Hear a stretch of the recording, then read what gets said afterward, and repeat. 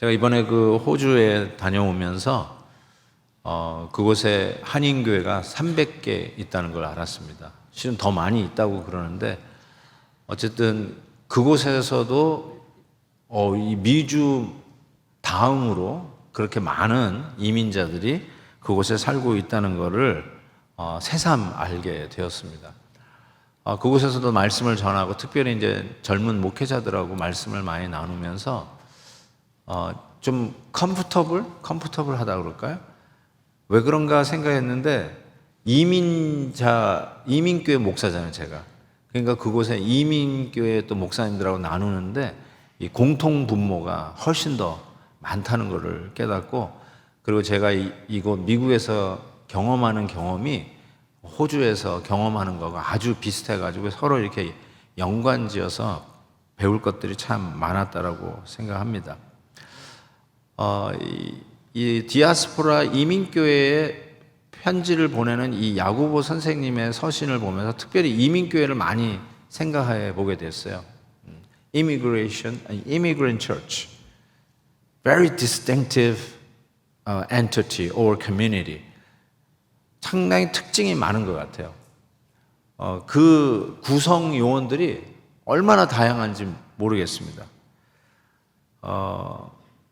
옛날에 유학을 오셔서 공부를 하고 학위를 따셔서 정착하신 분, 그러면서 프로페셔널 잡을 잡으신 분도 의사 선생님이나 변호사 선생님이나 엔지니어나 이런 테크니션이나 아주 이게 전문직을 갖고 정착을 하신 분을 위시해서 영어는 이렇게 유창하게 잘 안 되지만 그래도 노동력이 부족한 곳에 나는 무슨 일이라도 하겠다고 취업 이민으로 오셔서 막노동이라도 하면서 이곳에 정착하시고 또 가족들을 초청하면서 이곳에 와 계시는 분들. 그래서 되게 그런 거 있잖아요. 공항에 누가 나를 픽업하느냐에 따라서 내가 앞으로 할 직업이 정해진다. 그래서 세탁업 하시는 분이 나를 픽업하면 세탁소를 하게 되고, 덴털 테크니션이 나를 픽업하면 덴털 테크니션 하게 되고, 아이스크림 가게 하시는 분이 픽업을 하면 아이스크림 가게 하고, 청소하는 분이 픽업하면 청소하는 일들을 주로 한다는 말이 맞는 것 같아요. 또 지점장으로 오셔서 이곳에 4년, 5년 계시는 분, 연수과정으로 와 계시는 분도 계시고, 어렸을 때 저같이 부모님 따라 이민 와가지고 이곳에서 공부하면서 1.5세 혹은 2세로 이 미국에 정착한 사람들, 또 아이들 교육을 위해서 기러기 가정이 되는 것도 마다하지 않고 애들 데리고 이곳에 와 계시는 가정들, 혹은 여기 캘리포니아의 기후 특성상 날씨가 좋아서 내가 일하던 곳, 내가 처음으로 이민 갔던 곳에서 접고 이곳으로 제2의 정착을 시도하는 소위 실버 성도님들.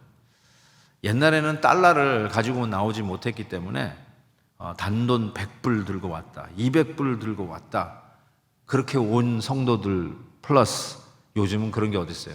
아예 캐시 들고 와서 새 차 사고 새 집 사는 그런 신세대에 이르기까지 정말 천차만별 다양한 사람들이 이민교회, 디아스포라 교회에 모여 살고 있다는 것입니다.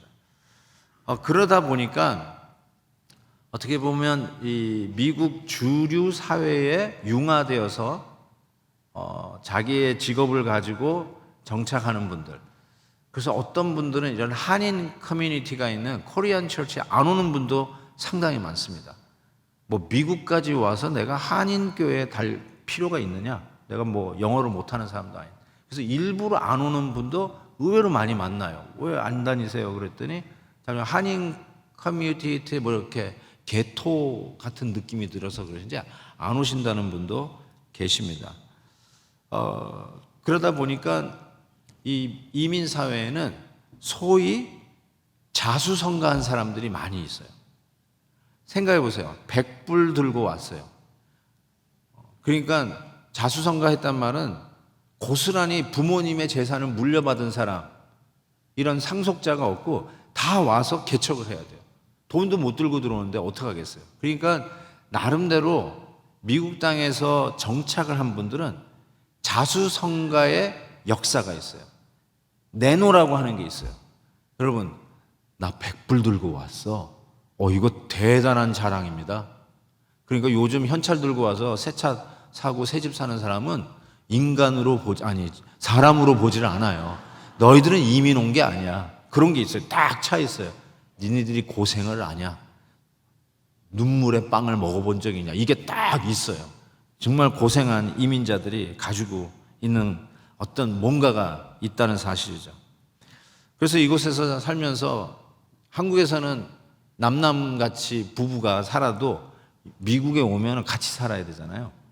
그래가지고 안 맞는 거를 알아서 서로 헤어지는 결혼에 소위 실패한 가정을부터 시작해서 때로는 50주년, 60주년 결혼 기념일을 지켜가는 저런 부부들, 자녀들도 자녀 교육을 위해서 왔다고 하지만은 그냥 뭐 정신없이 살다가 투잡, 뚜리잡 뛰고 살다 보니까 자녀들을 잃어버리고 결국 교회를 혼자 다니는 부모님들, 혹은 아이들이 그래도 믿음 가운데 커서 부모님과 같이 교회를 다니는 부모님들, 적어도 우리 교회 EM에 가서 같이 예배드리는 우리 자녀들, 아니면 지금 그 애들이 어디 가 있는지. 참 다양한 이런 공동체, 커뮤니티가 이민교회라는 생각이 들어요. 그래서 그 안에 수많은 스토리들이 있는데 특별히 영웅담들이 많습니다. 내가 어떻게 여기까지 왔는지 알아? 내가 새벽부터 뛰어가지고 맨주먹으로 일궈놓은 거야. 이런 나름대로의 그런 프라우드한 게 있어요. 우리 애들이 하버드 갔어, 다르트모스 갔어, 듀크 대학 갔어, 존스 홉킨스 갔어. 이런 게 있어요. 자녀 교육 때문에 왔기 때문에 그게 딱 있어요. 그래서 나름대로의 그런 영웅담들이 있기 때문에 교회 안에 있을 수 있는 문제가 있어요. 그게 뭐냐? 자랑의 문제예요. 내가 어떤 사람인 줄 알아?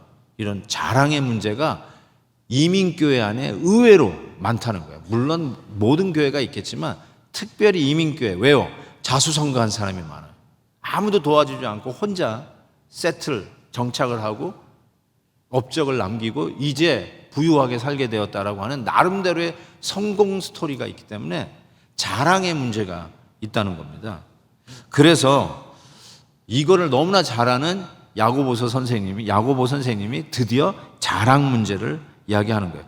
그냥 이것이 교회의 어떤 문제와 분열을 일으키는 그런 차원에서 자랑하지 말자라고 하는 게 아니라 자랑에 대한 해결책을 제시하고 있어요.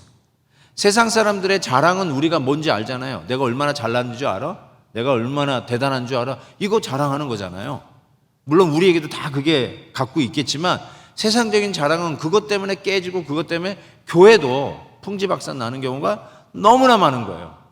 그런데 야고보 선생님은 한 발 더 들어가요. 해결책을 제시하는데 본문이 이렇게 얘기해요.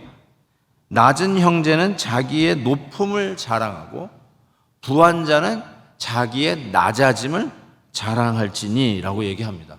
자랑하지 말라가 아니라 자랑해라. 교회 안의 문제는 자랑을 해서가 아니라 제대로 된 자랑을 못해서 교회에 문제가 있다. 그러면서 제시하는 게 낮은 형제는 자기의 높음을, 부한 자는 자기의 낮아짐을 자랑하라라고 이야기하는 것입니다. 인간적인 면에서 자랑할 것이 많은 소위 스펙이 많았던 사람은 사도 바울 같아요. 사도 바울은 정말 스펙이 대단했던 것 같아요. 그는 유대인 중에서도 우리 한국식으로 하면 성골이었어요. 자기를 히브리인 중에 히브리인, I'm from Benjamin, 초대 유대 왕이 베냐민 지파에서 나왔거든요. 자기가 베냐민 출신이라는 걸 이야기합니다. 이거를 뭐 한국식으로 얘기하면 나는 김해 김씨야, 나는 전주 이씨야, 뭐 이 정도 될까요? 뭐 얘기해 보세요. 어디? 안동 김씨? 뭐 얘기해 보세요. 자랑하고 싶은 거. 저는요, 용궁김씨. 예. 저도 보니까 이게 김해김씨에서 파가 나왔더라고요. 그러니까 저도 왕족이에요. 예. 그러니까 이 사도 바울이 뭐라고요? 자기는 베냐민 지파예요. 초대 왕이 나온 지파 출신이라는 거 얘기하잖아요. 거기다가 가말리엘 문화라고 그랬어요. 가말리엘 문화. 그게 유대인에게는 최고의 대학이었어요. 우리식으로 바꿀까요? 스카이 대학 출신이에요. 스카이 대학 법대, 의대, 공대 거기 출신이에요.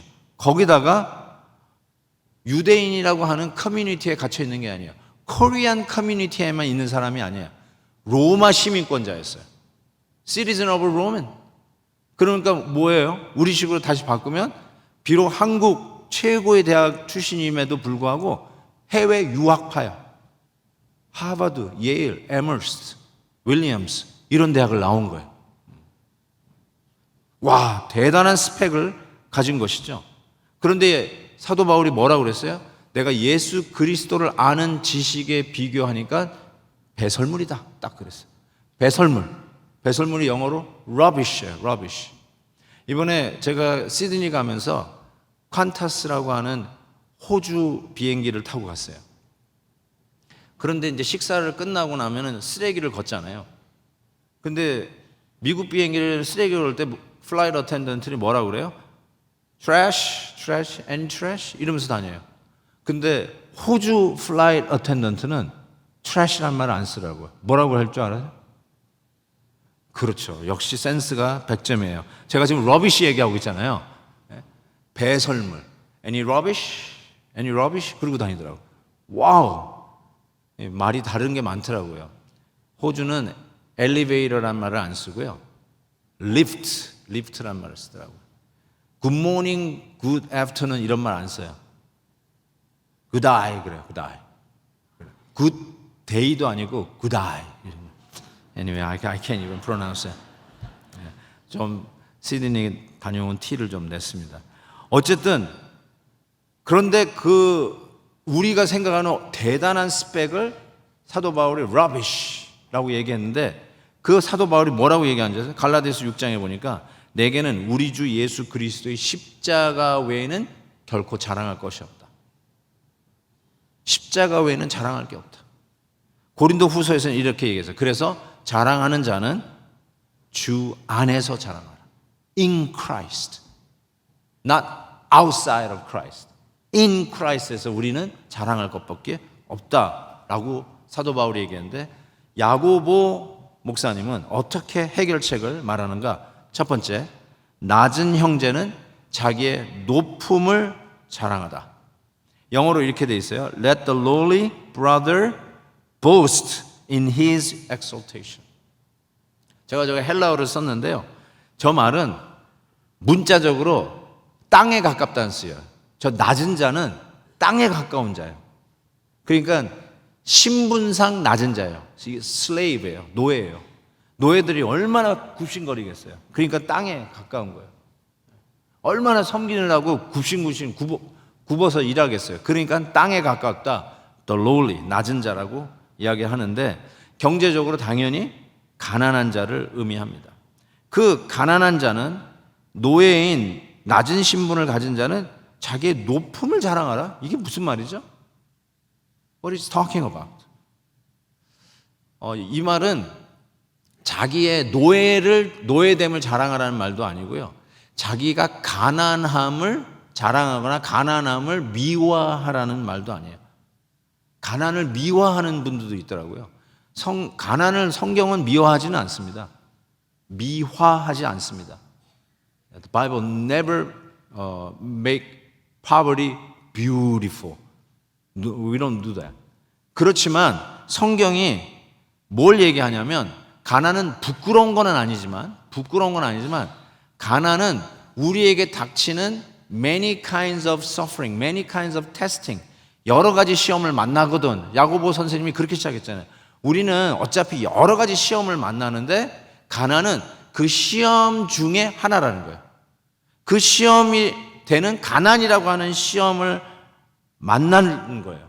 그러니까 그런 가난이 시험으로 다가올 때 우리가 뭘 했냐면 시험 보면 되는 거예요. 시험 보고 합격하면 돼요. 패스하면 되는 거예요. 패스가 여러분이 가난한 사람이 패스는 부유한 사람이 되는 것이 패스하는 게 아니에요. 여러분 당연히 조금 다음 달 렌트비를 걱정 안 하는 게 좋죠. 내가 내일 밥을 먹을 수 있나 없나 이 걱정하는 것보다야 그런 면에서 걱정이 없는 게 훨씬 낫겠죠. 당연히 그런 미니멈 가난의 수준은 벗어나는 것이 맞겠죠. 그럼에도 불구하고 부자가 되었다고 합시다. 여러분이 뭐 진짜 사는 거 문제 없고 렌트비 내는 거 문제 없으면 잘 사는 거예요. 그렇지 않아요? 그렇다면 제가 여쭤보고 싶은 게 가난에서 이제 극복했어요. 부자가 되면 시험이 없냐고요. 부자가 돼도 시험이 옵니다. 어쩌면 가난이라고 하는 시험보다 더 터프하고 더 복잡한 시험 문제가 제출될 수 있다라고 생각해요. 그래서 부자가 되었어도 나는 부자가 되었으니까 축복 많이 받았네 하고 끝날 게 아니라고요. 축복임에도 불구하고 부자이기 때문에 여러분이 반드시 통과해야 할 또 다른 시험 문제가 출제되는 세팅이 부요함이라고 하는 세팅이라는 거예요. 그래서 야고보 선생님은 당신이 빈하든지 가난하든지 부하든지 부요하든지 whether you're poor or rich, you have to take the test and pass. 그 얘기를 하고 있는 거예요. 가난이든 부요함이든 이게 여러 가지 시험을 만나는 것 중에 하나로 우리에게 다가와서 실질적으로 우리 마음속에 뭐가 들어있는지를 하나님이 확인하는 작업으로 써요. 내 안에 뭐가 있는지를 가난이라고 하는 테스트, 부요함이라고 하는 테스트를 통해서 He wants to find out what's in your heart. 당신 마음에 뭐가 있는지를 확인하고 싶은 거죠. 그래서 사도 바울이 가난함에도 높음을 자랑하라. 가난함에도 우리가 어떻게 패스를 하느냐 이렇게 얘기하고 있어요. 고린도후서 12장에 보니까 나에게 이르시기를 내 은혜가 내게 족하도다. 이는 내 능력이 약한 데서 온전하여짐이라 하신지라. 그러므로 도리어 크게 기뻐함으로 나의 여러 약한 것들에 대하여 자랑하리니 이는 그리스도의 능력이 내게 머물게 하려 함이라. 내가 낮은 상황 속에서도 하나님이 그 낮은 상황 속에서 부요케 하시는 그 은혜를 자랑하라. 이렇게 얘기하고 있어요. 그게 우리 낮은 자가 소위 가난의 시험을 통과하는 방법이죠. 어려움을 당한 우리 성도님들, 꼭 그것이 재정적인 것이 아니라도 그거를 어떻게 통과해야 되는가, 그것도 하나의 시험인데 어떻게 통과하는가, 그 가운데서 우리 주님이 주시는 부요한 은혜를 누리는 것, 그 은혜를 자랑하라 이렇게 얘기하고 있어요. 제가 이번에 시드니에 가서 만난 목사님 중에 한 분이 32년 전에 교회를 개척해서 지금 32년 동안 한 교회를 목회하고 계시는 목사님을 만났어요. 참 훌륭한 목사님을 만났는데 이 목회자 컨퍼런스를 오고 가면서 그분이 차 안에서 이렇게 간증을 좀 해주셨어요. 어떤 간증이 있냐 보니까 사모님이 뇌출혈로 한 달 동안 코마 상태에 들어가 있었어요. 한 달 코마. 대단하죠? 근데 이번에 다닐 때 제가 그 트레일도 하루 시간 내서 좀 걷고 그랬는데요. 저보다 더 빨리 걸어. 언덕도 축축축축 올라가요. 전혀 건강에 문제가 없어서 완전히 회복이 되셨어요. 그런데 그 이야기를 하면서 자기는 뭐 이렇게 교회 목회를 이렇게 쭉 하면서 특별히 고난을 당했다든지, 물론 이민교회 자체가 힘든 일이거든요. 그 서로 만나면서 울기 바빴어요. 목사님들이. 지금 목회 현장에서 정말 다 우리 베델교회 데리고 오고 싶을 정도로 어떻게 저렇게 고생하면서 목회하나 싶었어요. 어쨌든 그 목사님이 그런 가운데 주일날 사모님이 뇌출혈로 쓰러진 거예요. 그래서 그날 설교를 하셨대요. 정신이 없고. 그런데 주일날 쓰러지셨어요. 그리고 나서 다음 주일, 그 다음 주일, 2주일을 사모님이 지금 생사를 오락가락하고 죽느니 사느냐 하니까 돌보시면서 병원 왔다 갔다 하느라고 주일 설교를 못했대요. 그러다가 세 번째 주일은 사모님이 아직도 코마 상태에 있는데 설교를 하신 거예요. 그 목사님이 강단에 서가지고 처음에 탁 튀어나오는데 이렇게 말이 나오더래요. 제가 여러분을 이해하고 이민자의 아픔이 얼마나 힘든 것인지 알고 지난 30년간 목회를 했다고 생각이 들었는데 우리 아내가 마치 코마에 누워 있으니까 여러분들이 얼마나 힘들게 이민 생활하는지를 이제야 알겠다고. 그러면서 여러분을 좀 더 이해하지 못하고 좀 더 사랑하지 못한 저를 용서해 달라고. 그러면서 설교를 시작한 거예요. 그랬더니 온 교회가 다 우는 거죠. 그리고 사모님이 그렇게 코마 상태가 됐으니 온 교회가 달라붙어서 금식하면서 목숨 걸고 기도한 거죠. 사모님 살려달라고. 그리고 그 다음 주에 사모님이 깨어난 거예요. 머리를 여는, 두개골을 여는 수술을 여러 차례 행하면서 그 호주 의사님이 마지막 수술을 하는데 환자 이름을 확인하더래요. 왜 그러냐 그랬더니 자기가 계속 수술했던 그 뇌가 아니래. 변한 거야. 그리고 깨어나도 식물인간으로 살 확률이 크고 설사 일어나도 평생 휠체어에서 사실 거라고. 그런데 나보다도 저 빨리 걷는 분으로 완전 회복. 대단하더라고요. 그러니까 그 목사님은 그 와중에 팬데믹이 왔잖아요. 그 팬데믹이 왔는데 교회를 건축하기 시작해가지고 팬데믹 때 완공을 해버렸어. 그래가지고 입당을까지 했어요. 이게 그래서 그 목사님 그러더라고요. 정말 낮은 자는 높임을 자랑하는데 정확하게 이 목사님 스토리예요.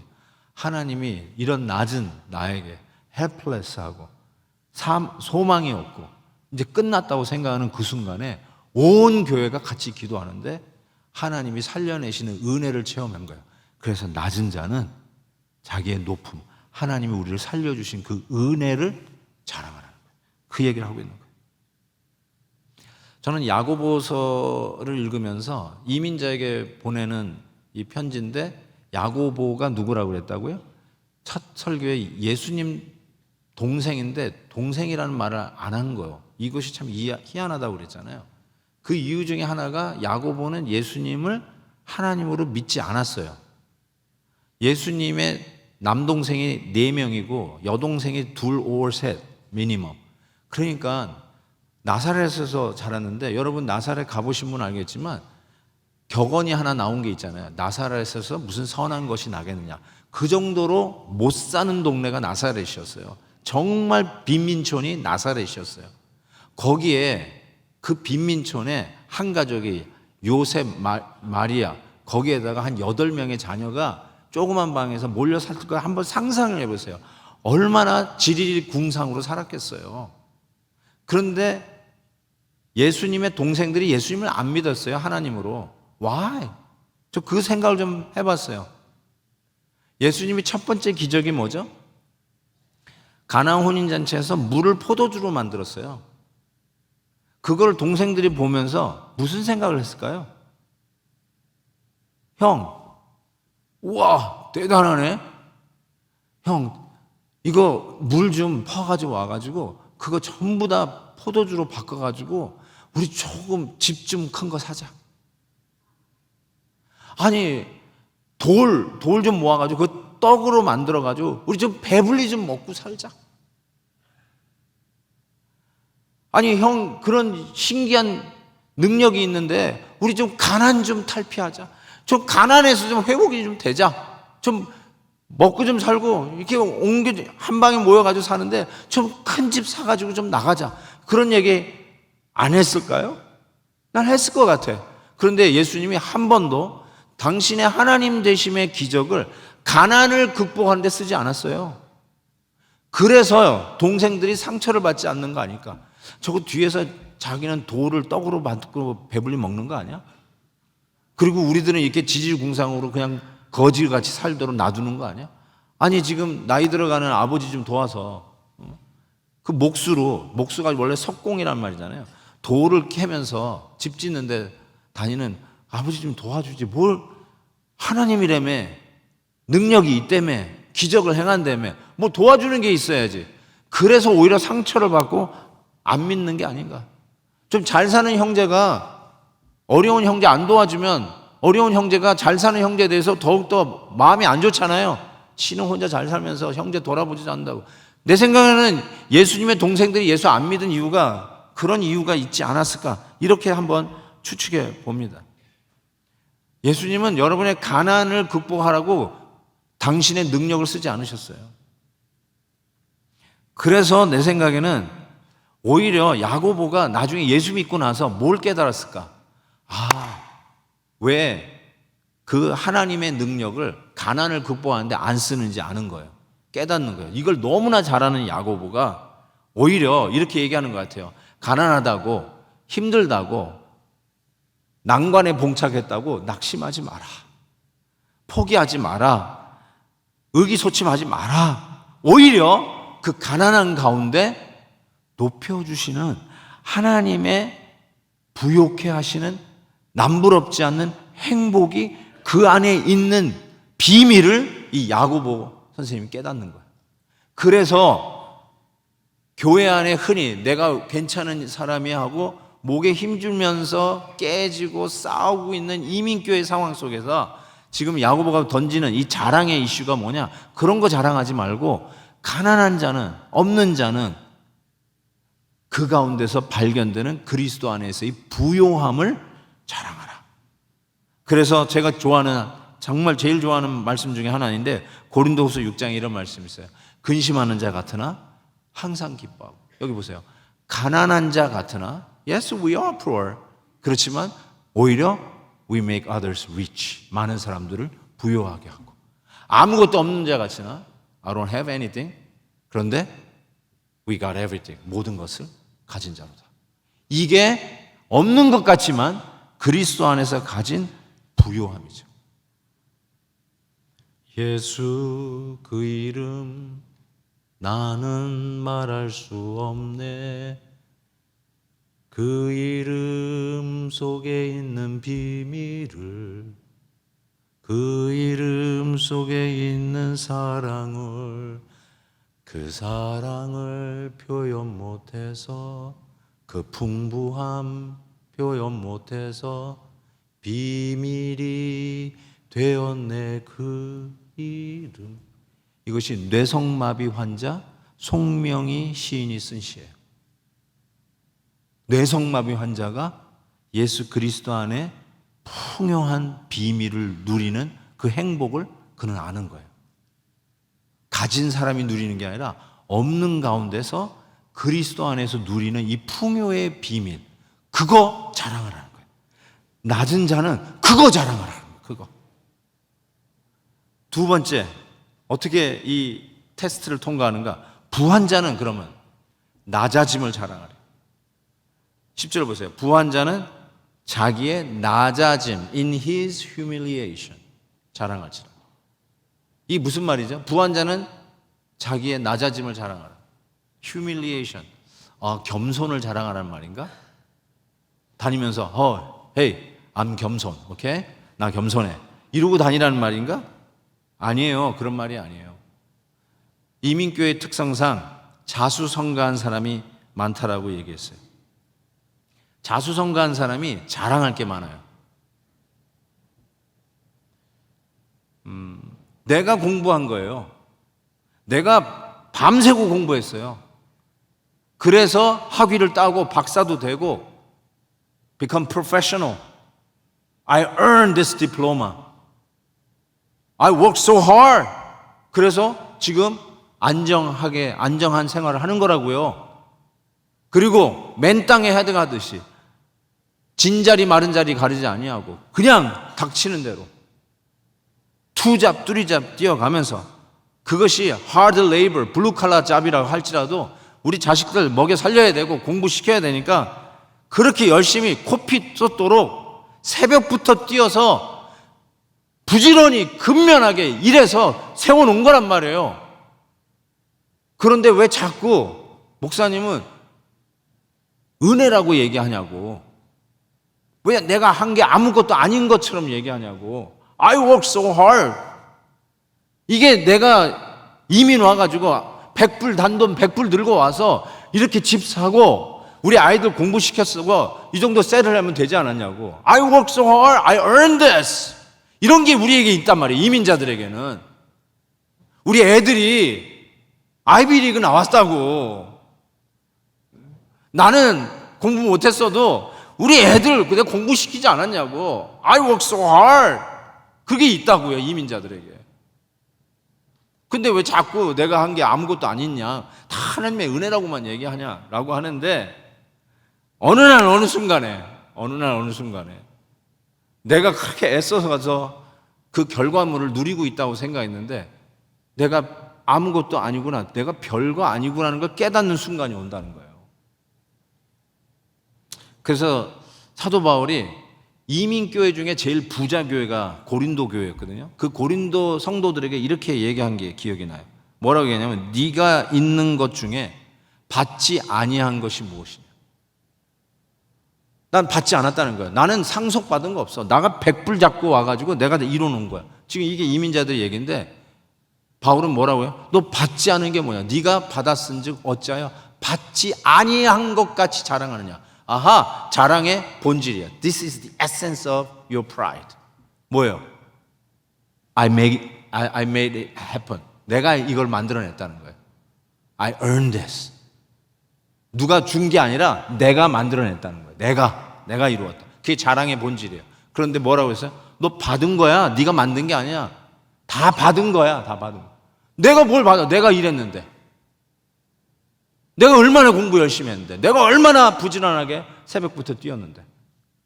근데 나중에 뭘 깨닫냐면, 내가 그 공부한 머리도 하나님이 주신 거를 알기 시작해. 이때는 공부한 사람들이 아멘 했으면 참 좋겠는데 공부 안 한 사람들이 아멘을 많이 하더라고요. 네? 여러분, 열심히 부지런히 건강하게 일해가지고 집 마련하고 성공한 분 계세요. 근데 나중에 알고 보니까 그 건강이 하나님이 주신 거야. 아멘. 이때는 또 약한 사람들이 아멘 하네. 아멘. 네? 이거를 깨닫는 순간이 오는 거야. 나는 finally I achieved. I'm at the peak of the mountain. I'm on the top of the world. 이런 생각을 하는 순간에 No. You are given. 하나님이 다 주셨다는 거야. Everything that you enjoy, God has given to you. 이게 어느 정도 realize가 되기 시작하는 거예요. 이런 말 있잖아요. 그래서 오늘 만만에 10절 보세요. 그가 이걸 언제 깨닫냐면 풀의 꽃과 같이 지나갑니다. 영어로 쓴 거 잘 보세요. 해가 돋고 뜨거운 바람이 불어 풀을 말리면 꽃이 떨어져 그 모양의 아름다움이 없어지나니 부한 자도 그 행하는 일에 이와 같이 쇠잔하리라. 다 가진 것 같으세요? 부자가 된 것 같아요? 저 세 단어를 기억하세요. 지나간다, 없어진다, 그리고 쇠잔한다. Pass away, perish, fade away. Those are three words. 이게 우리가 깨닫는 거예요. 어느 날 어느 순간에 봤더니 다 지나갈 거예요. 여러분, 이스라엘 가보신 분은 아시겠지만 부활절 전에 가시면 완전히 이스라엘은 꽃밭이에요. 다 꽃밭이에요. 너무너무 좋아요. 그때 가셔야 돼요. 부활절 전에 가셔야 돼요. 그런데 부활절만 지나면 모든 들이 정말 신기하게 전부 다 누래져 버려요. 뜨거운 동풍이 불면서 다 말라버려요. 참 신기해요. 그래서 그거를 너무나 잘 아는 야고보 선생님이 우리가 대단한 것 같고 꽃 피우는 시간 같지만 뜨거운 동풍이 불면 이렇게 풀이 마른 것처럼 꽃이 떨어진 것처럼 we will fade away, we will perish and we will pass away. 그 얘기를 하는 거예요. 그러니까 부한 자는, 가졌다고 하는 자는 내가 가진 게 아니라 하나님이 주셨구나, 이거 하나님이 주신 거구나, 이걸 깨닫고 그 낮아짐, in his humiliation. 꽃이 떨어져요. 내가 꽃을 들고 있었는데 꽃이 떨어져요. 그러니까 꽃 떨어지는 그 상황 속에서 하나님이 주신 거를 깨닫고 낮아짐을 자랑하라. 지금 그 얘기를 하고 있는 거죠. 나이 들면요, 모든 것이 평준화가 이루어진다는 말 여러분 아실 거예요. 젊었을 때는 스펙을 쌓는다고 그렇게 애썼는데 40이 넘으면 명문대를 나왔던 지방대를 나왔던 차이가 없어. 제가 보니까 그래요. 명문대 나오신 분들 뭐 대단한 것 같으세요? 저 삼류대학 나왔잖아요. 삼류대학 나온 목사 설교 듣고 있잖아요.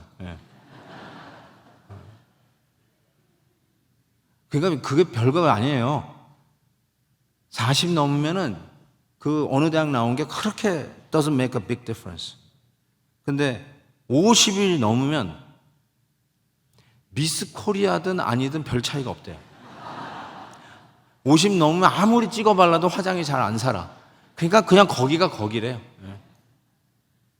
60이 넘으면 사는 수준이 그렇대요. 투베드룸에 사나? 2에이커 집에서 사나?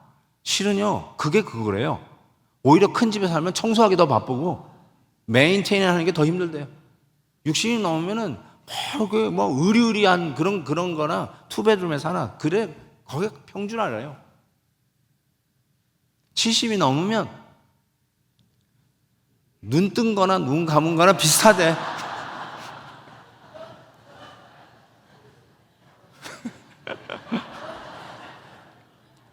그냥 걸어 다니시는 분이나 그냥 집에 누워 있는 분이나 별로 이렇게 it doesn't make a big difference.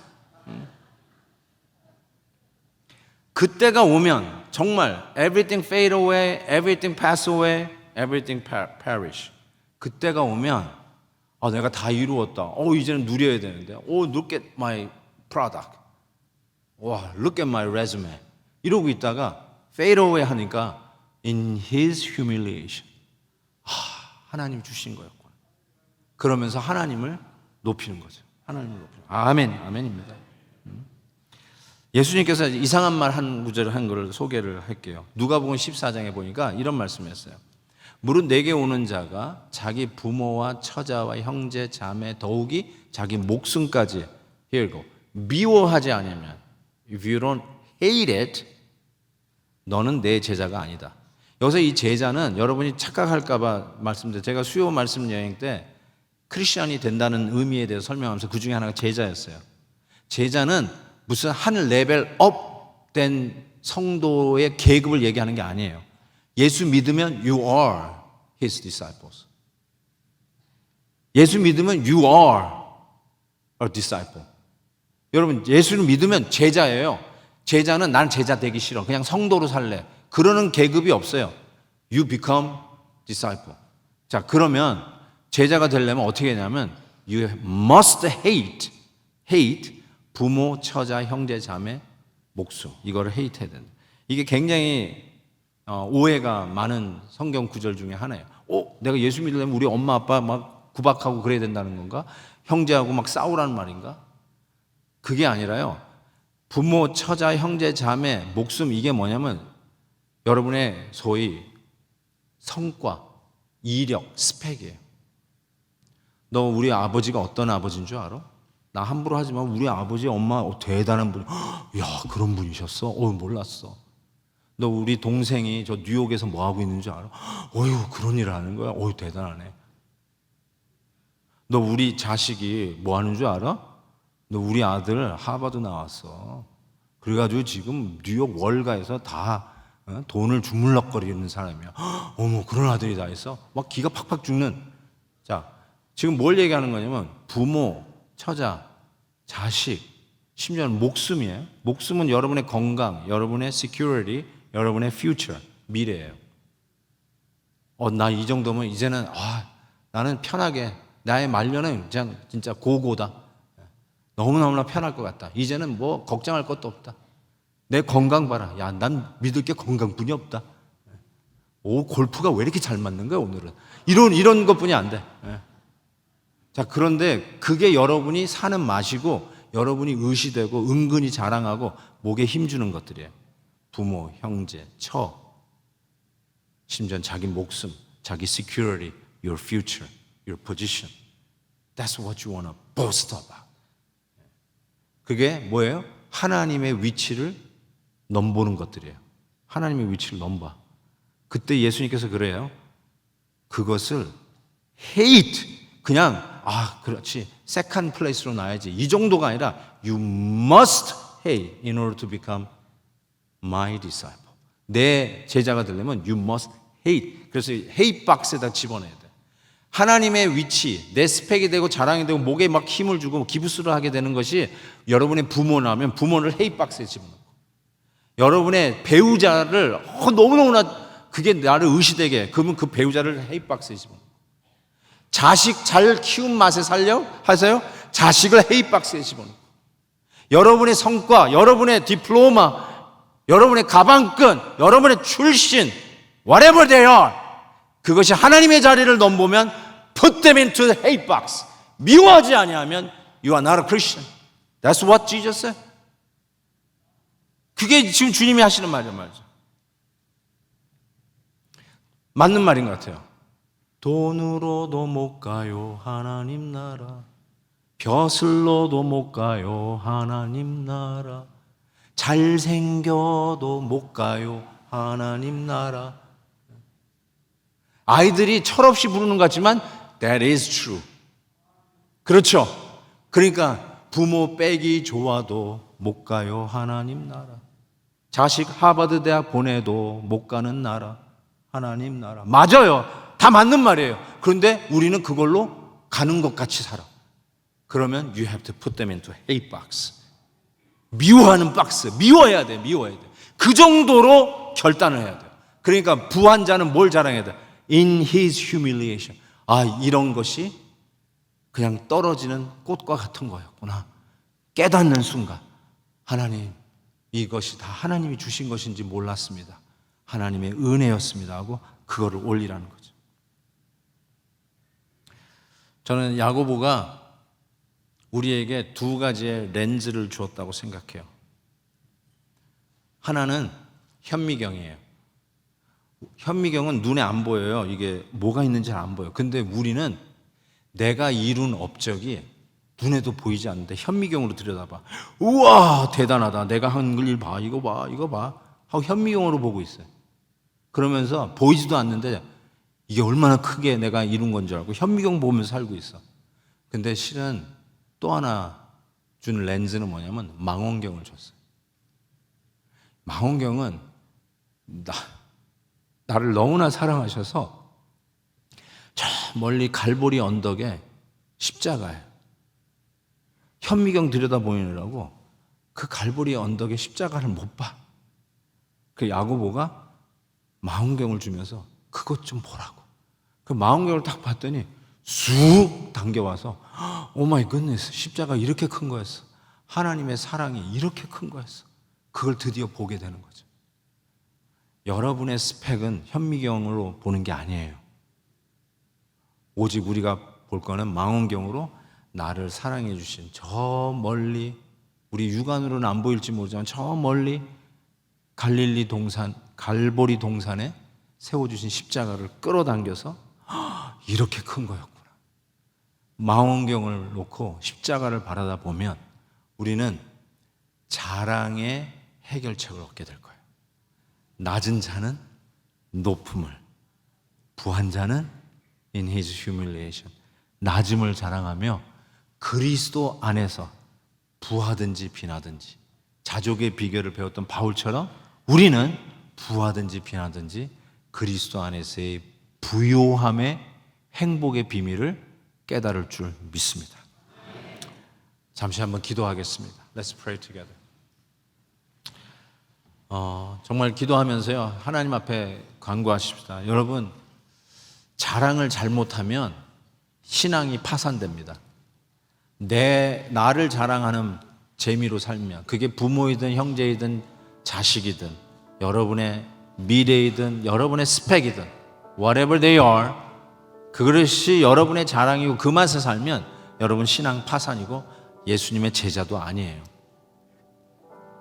야고보는 이렇게 얘기합니다. 낮으냐, 고난받느냐, 없느냐, 가진 게 없다고 그렇게 힘들게 사느냐, 불평하며 사느냐, 그 안에 예수 그리스도의 부요함의 비밀이 있다. 가난한 자는 높음을 자랑하라. 부한 사람은 내가 이루었다고 그 업적 자랑하면서 여러분이 이룬 그 업적을 현미경으로 들여다보면서 와와 스스로 감탄하고 계십니까? 현미경 치우고 저 멀리 갈보리 동산에 우뚝 서 있는 십자가를 바라보십시오. 그것이 여러분이 자랑해야 할 하나님의 사랑입니다. 오늘 하나님 앞에 자랑에 대한 해결책을 야고보 선생님을 통해서 들었습니다. 하나님, 우리의 자랑이 바뀌게 해 주옵소서. 우리의 우리됨이 하나님의 은혜인 것을 철저히 고백하게 해 주시옵소서. 우리 같이 한번 합심해서 기도하겠습니다. 하나님 아버지, 웬 은혜입니까? 주님께서 주시는 이 은혜로 여기까지 왔음을 다시 한번 고백하면서 주님, 주의 이름을 높입니다. 나를 보지 않으며 연약하고 낮은 것에서도 행복한 비밀을 깨닫게 하시고 그리스도 안에서 부요하게 하시는 하나님, 너무나도 감사합니다. 주의 이름을 높여드립니다. 하나님 아버지, 내가 가진 것이 내 힘으로 내 능력으로 된 건 줄 알았는데 하나님, 다 받은 것이었음을 고백합니다.